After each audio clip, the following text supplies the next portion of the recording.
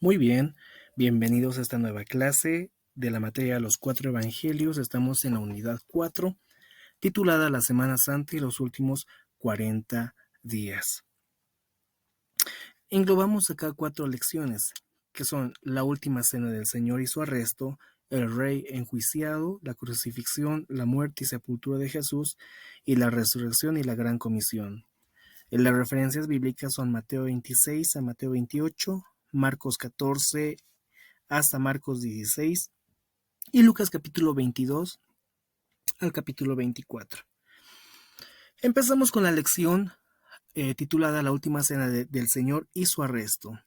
En esta primera parte, la última cena del Señor, es necesario considerar, en virtud a los capítulos referenciales acá, es necesario considerar 5 lecciones contenidas en estos versículos.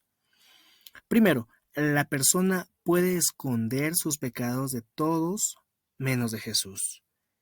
Vemos eso en Mateo 26, 21 al 22, que los discípulos se sorprendieron al oír que uno de ellos traicionaría a Jesús.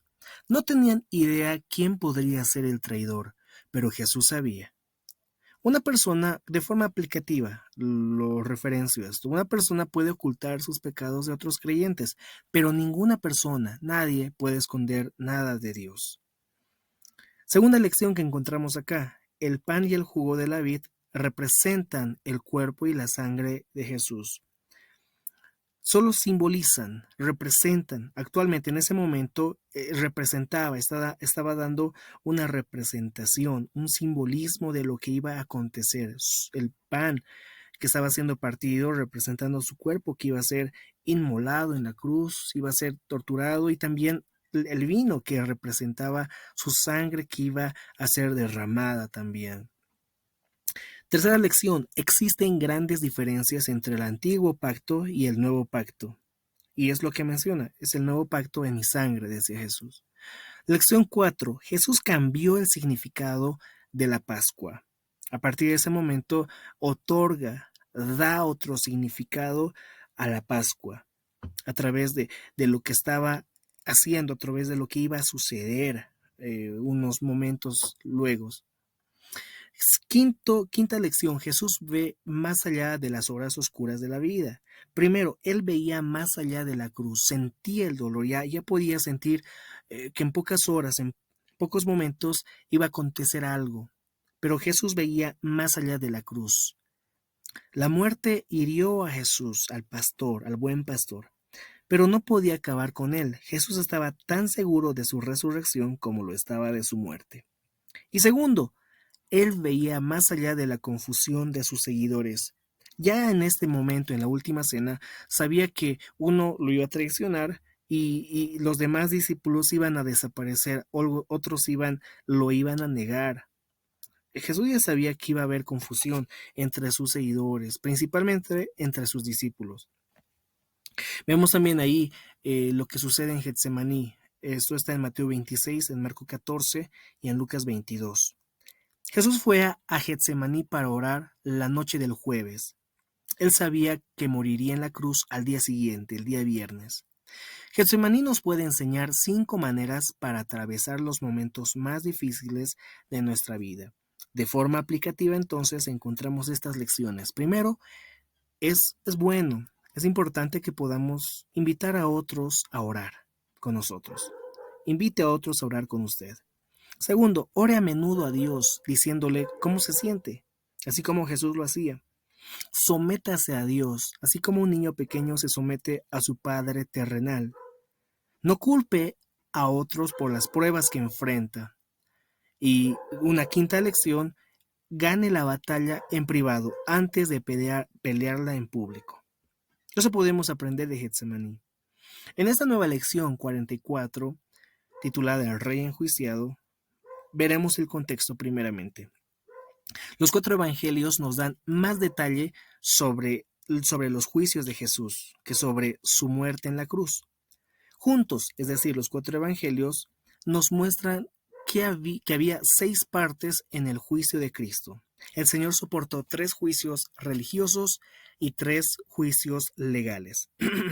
Primero, Jesús padeció en un juicio religioso ante Anás, como lo describe Juan 18, 12 al versículo 23. Anás anteriormente había sido el sumo sacerdote. Su yerno, Caifás, era el sumo sacerdote en los días de Jesús. Segundo, Jesús padeció un juicio religioso ante Caifás y algunos miembros del Sanedrín. Eso está en Mateo 26, 57 a 68. Ahí Pedro negó a Jesús la segunda y la tercera vez. Esto sucedió probablemente entre la 1 y las 3 de la mañana. Tercero, Jesús padeció en un juicio religioso final en la madrugada ante el concilio de los ancianos. Lo encontramos en Lucas 22, 66 al 71. La ley exigía que fuera de día para que el Sanedrín pudiera condenar a la persona a muerte.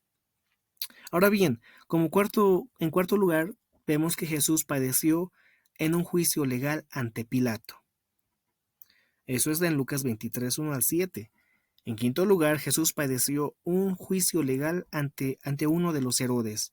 En Lucas 23, 7 al 12 lo podemos leer también de forma más exacta. Y en sexto lugar, Jesús padeció en un juicio final, nuevamente, ante Pilato. Eso está tanto en Mateo y como en Lucas 23. El juicio de Jesús continuó durante toda la noche y parte del día siguiente. Durante este tiempo los jueces y, pongo de una forma enfática, los jurados llegaron a distintas opiniones en cuanto a Cristo. Hay 8 reacciones diferentes de los del jurado. Y al referirme jurado me refiero a las personas que han emitido algún tipo de veredicto, de juicio ante el Señor. No me refiero solamente al Sanedrín. ¿Y cuáles son esas reacciones mientras Jesús estaba siendo enjuiciado? Una primera reacción, una primera actitud que vemos en una persona es en Judas, uno de los discípulos de Jesús. Judas traicionó a Jesús con un beso. Judas nos enseña que lo que Satanás ofrece no es duradero. Judas también nos enseña que sentir pena no es la misma cosa que arrepentirse. Judas también nos enseña que el pecado engaña a la gente. En segundo lugar, otra persona que reacciona durante el juicio de Jesús, que está por allí alrededor, es Pedro. Pedro peleó por Jesús primero. Cuando lo arrestan a Jesús, después del beso, los soldados arrestaron a Jesús. Pedro inmediatamente sacó su espada para usarla. Él estaba listo para morir, estaba listo a morir con Jesús o por Jesús. Pero las palabras del maestro le sorprendieron. En Mateo 26, 52 dice: Entonces Jesús le dijo: Vuelve tu espada a su lugar, porque todos los que tomen espada, a espada perecerán. Pedro peleó por Jesús. Asimismo, los líderes religiosos tenían mucha envidia de Jesús. Es otra actitud que vemos allí. Jesús predicaba y enseñaba con gran autoridad. La multitud quería coronar a Jesús como rey, principalmente cuando entró por Jerusalén. Los líderes religiosos querían este nivel de respeto para ellos mismos. Pilato reconoció que los líderes tenían envidia de Jesús. Eso en Mateo 27, 18 menciona la palabra de Dios, porque sabía, es decir, Pilato, que por envidia le habían entregado. En cuarto lugar, Pilato le dio a Jesús el último lugar en su vida. Pilato tenía el poder de liberar a Jesús. Él no pensaba que el Salvador era culpable de ningún crimen. Personalmente, él quería dejarlo libre, pero deseaba ciertas cosas más que obrar justamente. Marcos 15:15 dice que Pilato quiso satisfacer al pueblo, a las multitudes, a los líderes religiosos. Para él, el gentío tenía mucha más importancia que Cristo. En quinto lugar, la multitud estaba irada con Jesús. Miren cómo unos pocos días antes, vemos cómo Jesús entra triunfante en Jerusalén, y ahora otra multitud estaba pidiendo con odio la muerte de Jesús, estaba irada. Mateo 27:25 dice: Y respondiendo todo el pueblo dijo: su sangre sea sobre nosotros y sobre nuestros hijos. Es una declaración muy terrible que han mencionado la multitud. Asimismo, los soldados se burlaron de Jesús. Es otra actitud que vemos allí. Nadie ve a un rey allí todo encarcelado, encadenado, golpeado, insultado, burlado, y los soldados romanos se burlaban de Jesús. En Lucas 23, 7 al 12, vemos que Herodes tenía curiosidad acerca de Jesús, porque Jesús era famoso y Herodes tenía una curiosidad. Miren que no ha tenido una cercanía muy profunda en estos dos personajes. Y en último lugar, Barrabás se regocijó por Jesús. Estaba alegre de que él iba a ser libertado en lugar de un hombre inocente. La lección 45, la crucifixión, la muerte y sepultura de Jesús. Existen demasiados detalles sobre el Calvario para poder tratar cada uno en esta lección, pero es importante considerar las últimas palabras de Jesús. En total tenemos 7 frases finales de Cristo en la cruz. Juan incluye 2 que no trataremos acá de forma específica. Estudiaremos una de las declaraciones de Jesús justo antes de la crucifixión y 5 de las últimas 7 declaraciones desde la cruz. Jesús no dejó de enseñarnos hasta dar su último suspiro. Consideremos entonces estas 6 lecciones que podemos aprender del Calvario. Primero, cerca de la cruz, Jesús nos enseña que algunos se merecen más lágrimas que otros. Desde la cruz, Jesús nos enseña que el pecado causa que Dios aparte la vista. En algún momento Jesús estaba cargando el pecado de toda la humanidad, de todos los tiempos, de todo el porvenir incluso, y Dios aparta la vista. Esa es una representación de que Dios aparta la vista del pecado, siempre. Desde la cruz Jesús nos enseña a perdonar aún a nuestros peores enemigos. Vemos que en ningún momento, en ningún instante, Jesús menciona una palabra de juicio, de odio o de condena contra sus captores, contra los que lo han enjuiciado, contra los que lo han calumniado, contra los que lo han azotado, contra los que lo han crucificado, contra los que le han insultado. En ningún momento emite un juicio o una condena o una maldición. Es más, desde la cruz, Jesús nos enseña a perdonar aún a nuestros peores enemigos. Desde la cruz también Jesús nos enseña que Dios ama a los pecadores, como lo dice enfáticamente Lucas 23, 39 al 43. Una quinta lección es que desde la cruz Jesús nos enseña que podemos morir con confianza.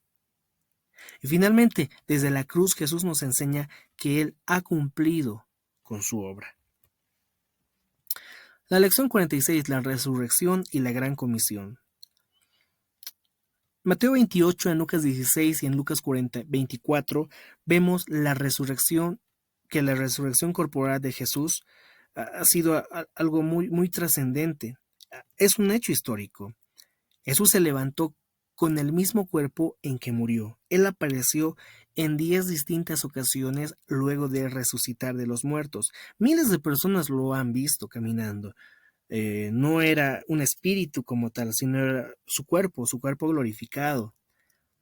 Veamos estas 3 verdades asociadas con la resurrección de Jesús. Primero, la primera verdad. La resurrección de Jesús separa al cristianismo de todas las otras religiones. No hay ninguna otra religión en la cual su líder principal haya resucitado de entre los muertos. Otra lección, una segunda lección, Jesús resucitado está siempre presente, aunque los cristianos no siempre lo reconocen. Una tercera verdad, la gente cambia cuando tiene un encuentro con Cristo resucitado. En segundo lugar, en relación a la gran comisión, veamos más de cerca cada una de estas 3 partes que forman parte del cuadro completo. Primero, la comisión, la ordenanza es id y haced discípulos. Eso lo vemos en Mateo 18, 20. Esa es la gran comisión, la gran ordenanza. Vayan, id y haced discípulos. No dice multitudes, no dice solo seguidores, dice haced discípulos. Las consecuencias, algunos se perderán y otros serán condenados, como lo vemos en Marcos 16, 15 al 18. El que creyere y fuere bautizado será salvo, mas el que no creyere, dice, será condenado. La clave, es necesario ser bautizados en el Espíritu para poder testificar, para tener poder, para testificar, tener osadía. Muy bien, de esta forma concluiríamos esta lección.